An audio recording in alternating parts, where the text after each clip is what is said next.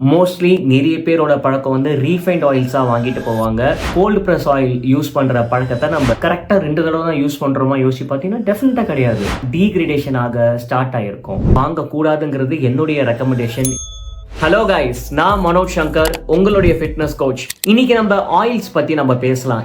என்ன வகைகள் பத்தி. நம்ம காமனா வீட்ல குக்கிங்க்கு யூஸ் பண்றது பாத்தீங்கன்னா நல்லெண்ணெய், கடலெண்ணெய் அண்ட் தேங்காய் எண்ணெய், ground oil, coconut oil and sesame oils பத்தி நம்ம பேசலாம். ஸோ இதை பத்தி என்ன இருக்குன்னா, சூப்பர் மார்க்கெட்ல இல்ல நம்ம மளிகை கடையில நம்ம போய் வாங்கும்போது மோஸ்ட்லி நிறைய பேரோட பழக்கம் வந்து ரீஃபைண்ட் ஆயில்ஸா வாங்கிட்டு போவாங்க. ஸோ ரீஃபைண்ட் ஆயில்ஸ் வந்து வாங்க கூடாதுங்கிறது என்னுடைய recommendation.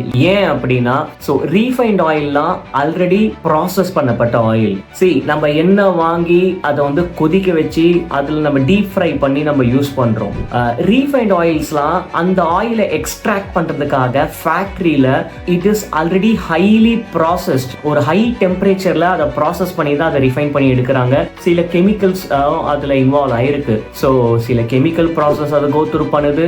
Already expose to heat, ஒரு குறிப்பிட்ட லெவல் ஆஃப் டெம்பரேச்சரை ப்ராசஸ் ஆகி தான் அந்த எண்ணெய் வந்து ரீஃபைன் ஆகி வருது. வேறஸ் நான் ரெக்கமெண்ட் பண்றது வந்து cold press oil. Same super மார்க்கெட்ஸ்ல மளிகை கடையில வந்து கோல்ட் பிரஸ் ஆயில்னே விற்கிறாங்க. வேற அது வந்து மெக்கானிக்கலி தான் ப்ராசஸ் ஆகுறே தவிர ஹீட் ப்ராசஸ் ஆகல. ஸோ கோல்ட் பிரஸ் ஆயில்னா மரச்செக்கு எண்ணெய். உங்களால் முடிஞ்சா நீங்கள் மரச்செக்கு கடையில் போயிட்டு அந்த மரச்செக்கு எண்ணெயை நீங்கள் வாங்கலாம்.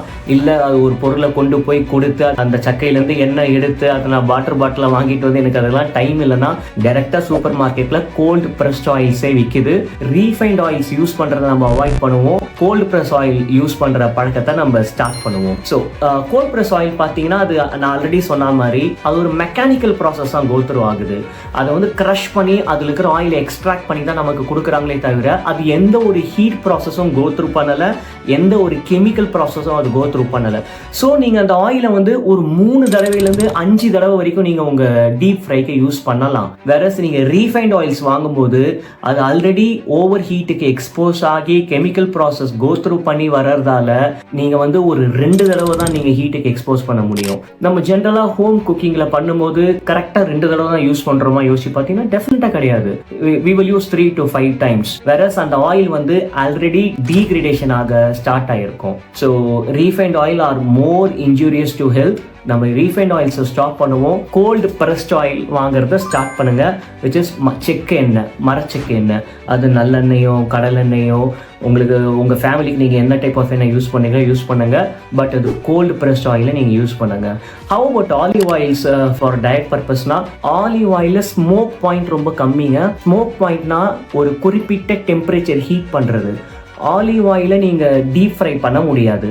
ஆலிவ் ஆயில குறிப்பிட்ட டெம்பரேச்சர் மேலே ஹீட் பண்ணீங்கன்னா அது ஒரு செயின் ஆஃப் கெமிக்கல் ரியாக்ஷனை ப்ராசஸ் ஆகி அதுலேருந்து ரிலீஸ் ஆகுறது உங்கள் உடம்புக்கு வந்து ஆபத்து. அது வந்து நீங்கள் உங்கள் ஃபுட்டில் உங்கள் ஸ்நாக் மேலே நீங்கள் மேலோட்டமாக நீங்கள் சேச்சுரேட் பண்ணலாமே தவிர அது நீங்கள் ஒரு ஹீட் ப்ராசஸில் கோ த்ரூ பண்ணக்கூடாது. So olive oil is not good for cooking. whereas you can use all other type of oils.